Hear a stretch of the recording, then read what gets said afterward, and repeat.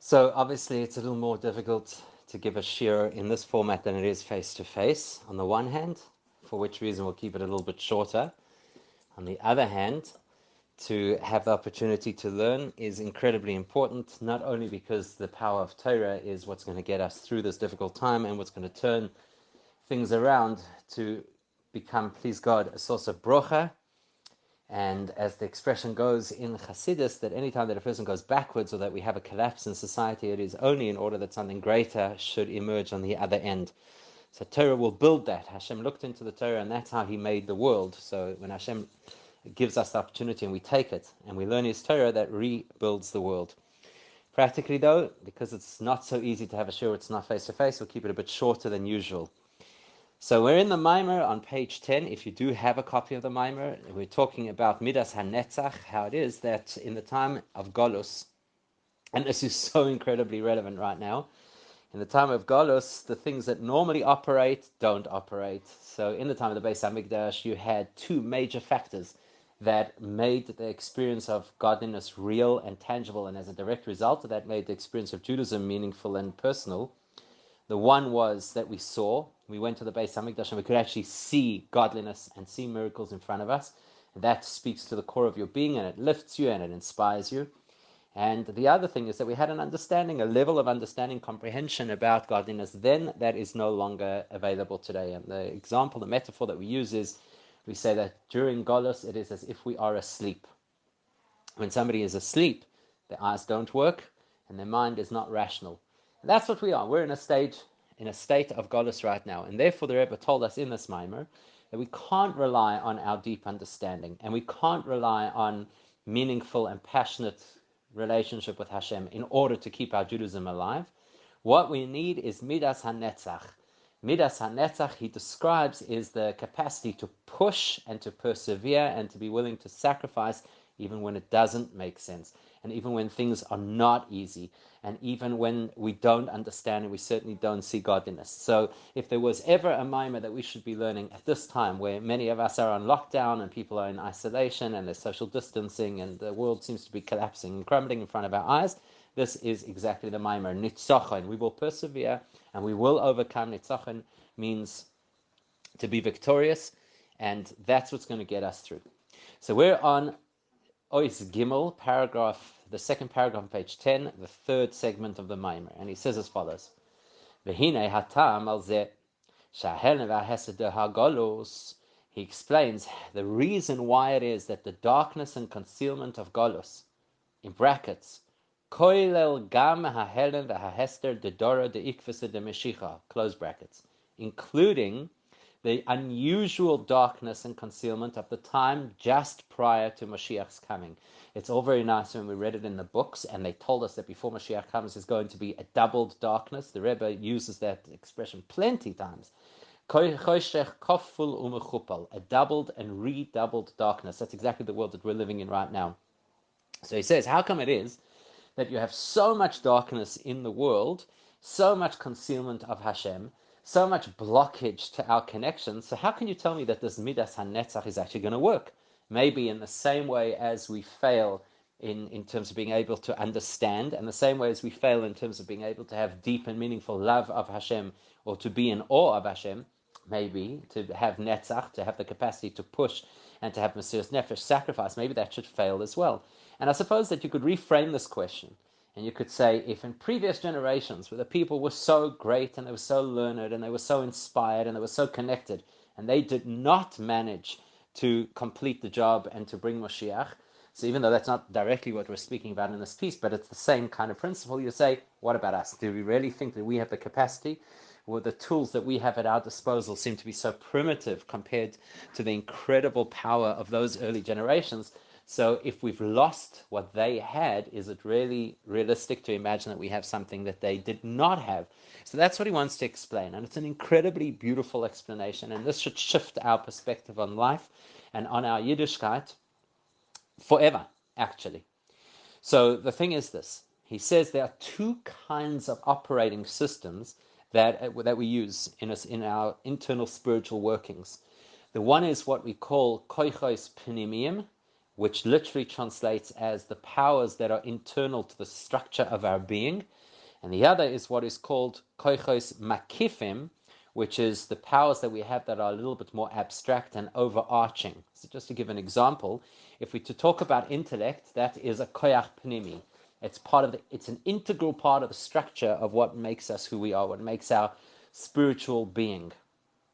If we talk about love of other people or love of Hashem, it's a koyach pnimi. It's an integral part of the structure of who we are as people. And the nature of the structure will be different from one person to the next. So somebody might have a much stronger love component than they have, for example, a self-restraint component.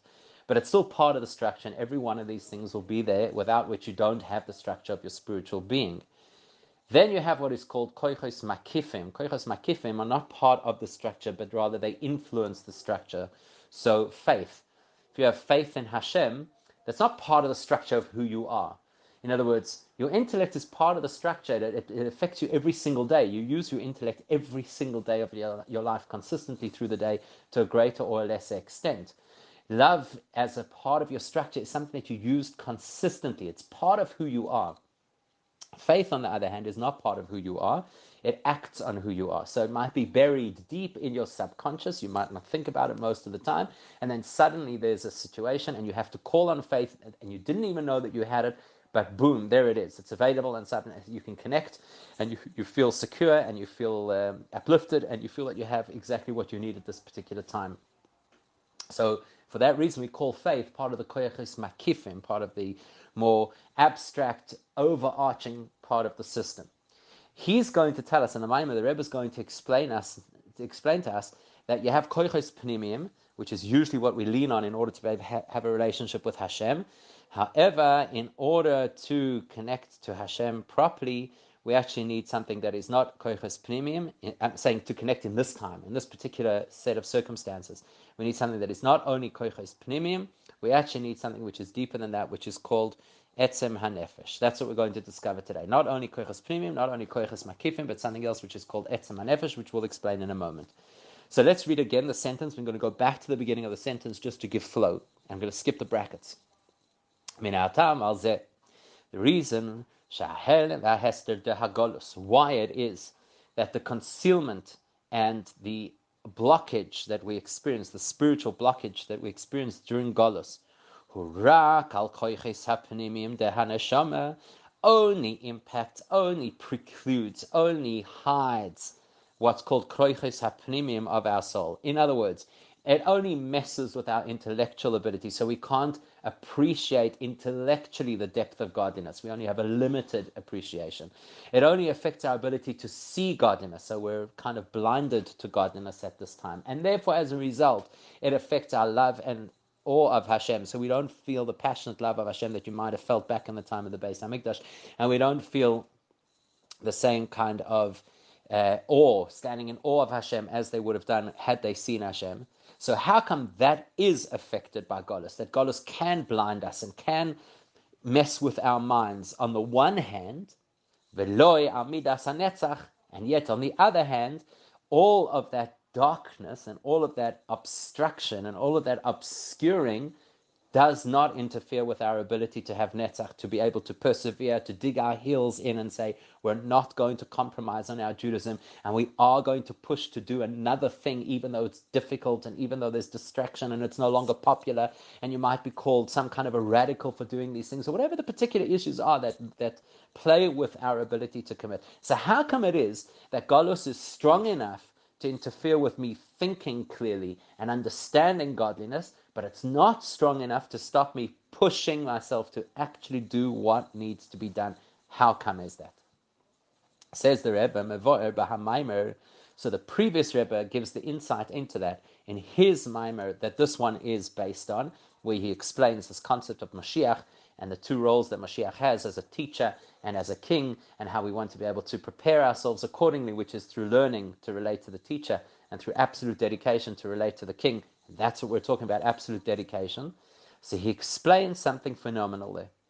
And before we read what it is that he says, let's frame it in this particular way.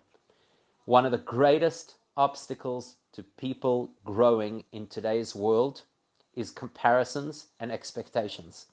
The comparison of, I'm not as learned as the next person, I'm not as frum as the next person, I'm not as spiritual as the next person, or our generation is far more materialistic than previous generations, far more superficial than previous generations. That's the world of comparisons, or the world of expectations. I know that Judaism wants me to be perfect. I know that Judaism wants me to keep Shabbos 100%, and I'm only keeping 25%. I know that Judaism wants me to be completely fluent in Hebrew, and I'm still reading the davening in English. I know that Judaism wants me to have complete faith in Hashem, even in the most difficult times when there's a raging pandemic, and who knows, God forbid, what could happen if it affects me. And I'm not feeling that absolute faith right now. I have my moments. So if we live in the world of comparisons, or we live in the world of expectations, then there's some kind of a leaderboard or a hierarchy, a pyramid of Judaism, and I'm not so high up on that pyramid, and so I'm in a lot of trouble. If that's the way we look at Judaism, then if my koiches pnimim, if my intellect and emotion is not as switched on as it's supposed to be, my Judaism is not in a good way.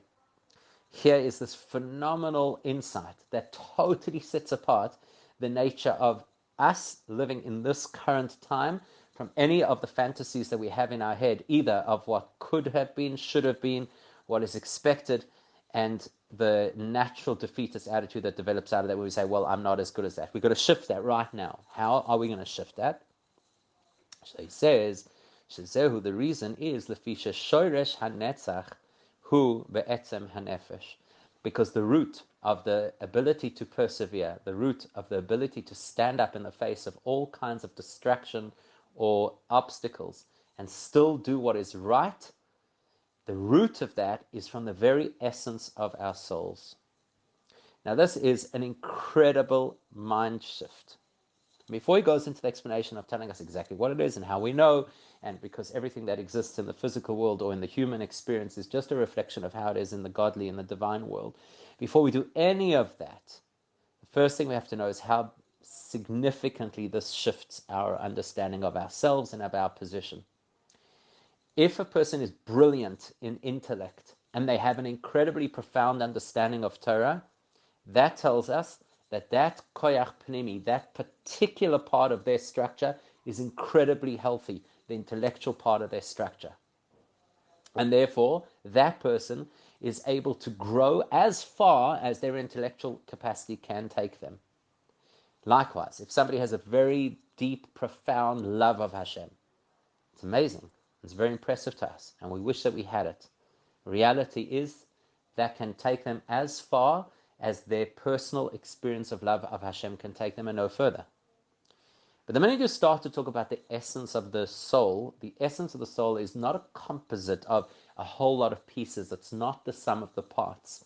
The essence of the soul is the truth of who we are. The essence of the soul is where our soul completely intersects with Hashem.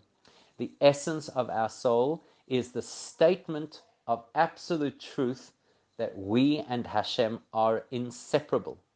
So why is it that a person is able to find the wherewithal inside of themselves to push themselves to do something Jewish that is really difficult, or when there is a lot of criticism or sarcasm or obstruction to that kind of behavior? Why are we able to do it?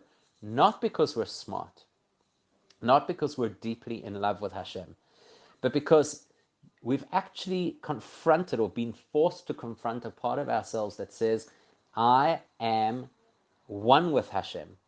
So it doesn't matter that there's some kind of an obstacle in my way.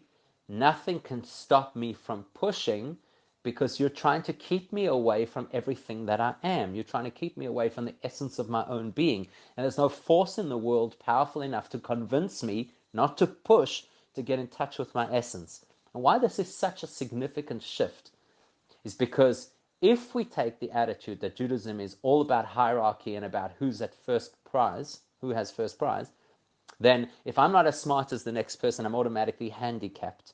And if that's the way that you connect to Hashem, and I happen not to be such a great intellectual, then I can't connect to Hashem as deeply as the next person who is an intellectual. The minute we shift and understand that it's the essence of my being, the essence of my being is connected to Hashem, then we realize this. It has nothing to do with how big the action is, how dramatic the step is, how courageous my position is. It's nothing to do with that. It only has to do with one thing, that I took the step, that I made the push, that I made a statement, firstly to myself and by extension to all those around me, that this is what my life actually is about, and that's why I'm moving in that direction. So if the move that I take is this tiny little thing that I'm embarrassed to even tell anybody else, because maybe they would think, what? You consider that spiritual progress? We were doing that when we were in kindergarten. That's irrelevant. It's not about a comparison. It's not about an expectation. It's about a realization, the realization that I am connected to Hashem. And this right now is where I'm expressing that. And this right now is where I'm digging my heels in. And this right now is where I'm pushing myself to say, Netzach, I will succeed. Even if you think it's a small area, it's irrelevant. For me, it is a victory. For me, I'm making a move forward. If I do that, then I express absolute connection to Hashem, and I express the fact that absolute connection to Hashem is the truth of who I really am. So that's this point of the Maimon. And the next point that he will explain, which please God will be in the next virtual shir, will be about the technical understanding of how and why that works.